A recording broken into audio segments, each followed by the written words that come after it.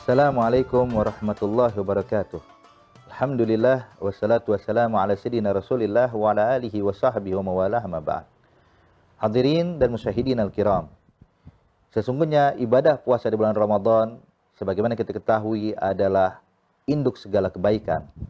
Yang mana dinyatakan bahwa as-shaum ummul fadail, puasa adalah induk segala macam fadilah, segala macam keutamaan dan segala macam kebaikan. Maka di sini perlu ketika kita menjalankan ibadah puasa Ramadan untuk memperhatikan adab-adabnya. Etika ketika menjalankan puasa. Disebutkan oleh beberapa ulama untuk kita menjaga adab ketika menjalankan ibadah puasa. Khususnya di bulan Ramadan, bulan yang sangat mulia, bulan yang sangat agung, bulan yang mana Allah lipat gandakan pahala di sisi Allah Subhanahu wa taala. Di antara adab-adabnya adalah sebagaimana kita ketahui, untuk menjaga anggota tubuh kita dari perkara yang diharamkan Allah Subhanahu wa taala, maka ini adalah bentuk etika yang paling utama dalam menjalankan ibadah puasa di bulan Ramadan, sebab terkadang ayolah ahbab ada hal yang luput dari kita. Kita jalankan ibadah puasa, namun kita tetap bergosip atau bergunjing, mungkin kita berbohong, mungkin kita melakukan ini dan itu, sehingga pahala puasa yang begitu besar yang disiapkan Allah diangkat dan dilenyapkan dan tidak diberikan oleh Allah akibat kita tidak bisa menjaga etika ketika menjalankan ibadah puasa Ramadan. Nabi Muhammad sallallahu alaihi wasallam bersabda, "Khamsun yufattirna as-shaim, al-kadzib wal ghibah wan namimah wal yaminul kadzibah wan nazar bis syahwat." Ada 5 perkara yang bisa menggugurkan pahala puasa kita, yang harus kita waspadai orang-orang yang berpuasa. Yang pertama adalah kadzib, berdusta, berbohong. Yang kedua bergunjing, berghibah, mengucapkan keburukan orang lain. Kemudian yang ketiga adalah an-namimah, mengadu domba, memindahkan ucapan dari satu orang ke orang lain biar terjadi permusuhan, pertikaian, atau memprovokasi agar kita memusuhi kelompok, memusuhi orang-orang tertentu. Dan yang keempat adalah al-yaminul kadzibah, yaitu sumpah palsu. Dan yang kelima adalah nazar bis syahwat, yang bisa memandang sesuatu dengan syahwat. Itu adalah perkara yang bisa menggugurkan pahala puasa kita. Dan juga dianjurkan etika dalam menjalankan ibadah puasa, hendaknya dia berusaha semaksimal mungkin tidaklah menyantap makanan untuk sahur dan untuk berbukanya, melainkan makanan yang sudah jelas-jelas halal, bukan makanan yang subhat, apalagi menyantap makanan yang diharamkan Allah Subhanahu wa taala. Kemudian juga dinyatakan oleh beberapa ulama, kalau seandainya engkau berpuasa, maka coba yang kau perhatikan tuh waktu berbukanya. Berbuka dengan makanan apakah kita? Apakah dengan makanan yang halal, atau kita menyantap makanan yang subhat, atau menyantap makanan yang haram? Sebab kalau kita menyantap makanan yang subhat atau haram, maka gugur pula pahala puasa kita, melainkan hanya mendatangkan dosa, na'udzubillah min dzalik. Kemudian juga di antara adab dalam menjalankan puasa adalah berusaha semaksimal mungkin menjauhkan dirinya dari perkara maksiat. Sesuatu yang bisa mendatangkan hal yang dimurkai Allah, ditinggalkan sejauh-jauhnya.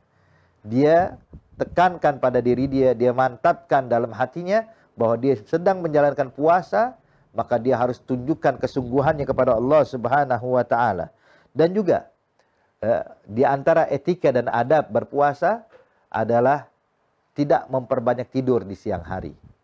Banyak orang berkata berdasarkan hadis naumus shaim ibadah, tidurnya orang puasa itu ibadah, sehingga dia kalau di bulan Ramadan lebih banyak tidurnya dibandingkan baca Qur'annya, lebih banyak tidurnya dibandingkan melakukan ibadahnya. Ya tentu ini adalah orang yang salah paham akan hadisnya Rasulullah sallallahu alaihi wasallam. Artinya ya ahbab, tadi kita sudah disebutkan di pelajaran-pelajaran yang lalu, hendaknya kita berusaha semaksimal mungkin menjalankan ibadah di bulan Ramadan, mumpung pahala dilipat gandakan oleh Allah, mumpung pintu rahmat dibuka oleh Allah Subhanahu wa taala, mumpung Allah turunkan ampunan sebanyak-banyaknya, maka jangan kita malas untuk melakukan ibadah di bulan Ramadan, tapi berusaha. Jangan banyak tidur, tapi banyak membaca Al-Qur'anul Karim. Kemudian juga di antara etika dan adab ketika menjalankan puasa adalah ya, meninggalkan perkara-perkara yang tidak mendatangkan pahala. Ya, jangan habiskan waktu kita ketika berpuasa di depan televisi. Jangan habiskan waktu kita ketika berpuasa bermain game, mungkin anak-anak muda. Ya, menghabiskan waktu hal yang sia-sia, yang tidak mendatangkan pahala dan ganjaran dari Allah Subhanahu wa taala. Jangan menghabiskan waktu kita di bulan Ramadan dengan menyaksikan acara-acara di media sosial atau apapun itu. Ini semua akan hilang kesempatan yang terbaik yang diberikan Allah untuk dia. Kemudian yang berikutnya, daripada adab dan etika ketika berpuasa, ya, hendaknya ketika menyantap makanan, nanti ketika berbuka, jangan berlebihan. Ya. Jangan seperti orang bilang katanya balas dendam, ya. Dari pagi sampai maghrib dia nggak makan, ke malam, wah digabung semua. Makan siang dan makan malam dan sarapan dijadikan satu sama dia.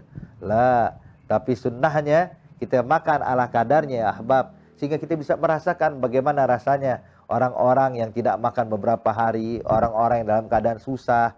Sehingga kita bakal timbul rasa iba. Hingga ketika kita berpuasa, merasakan bagaimana laparnya mereka. Merasakan bagaimana hausnya mereka, sehingga akan terpancing dan termotivasi diri kita untuk peduli kepada orang-orang yang fuqara dan masakin.